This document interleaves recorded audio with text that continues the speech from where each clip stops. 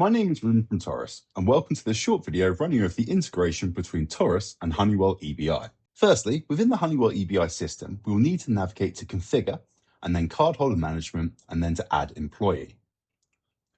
This will now open the Add New Employee page, and we'll need to enter in their first name and last name. In this example, we will use the name James Bond. After you have entered in all the user details, we will press on the Add button at the top right-hand side of the screen, which will add this user into the Honeywell system. Once the user is added, we will need to add in their access. For this example, we'll be adding them into the test area 4. Moving over to the Torus side of things, we'll now navigate to the Integrations tab and then to the Honeywell EBI integration, making sure that under Torus Exchange tab, both connectivity with the Torus software and the external systems is showing as online. Under the Cardholders tab, we'll want to make sure that we have mapped the correct fields from Honeywell EBI to Torus. Finally, under Access Rights, we'll want to make sure that we are syncing the desired access rights groups from Honeywell to Torus.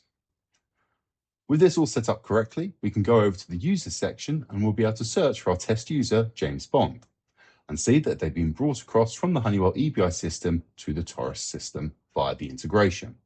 If we click on this user, we'll be able to see that their first name and last name have been populated. And if we go across to the User Credentials tab, we can see that his access card is synced with the card number 7.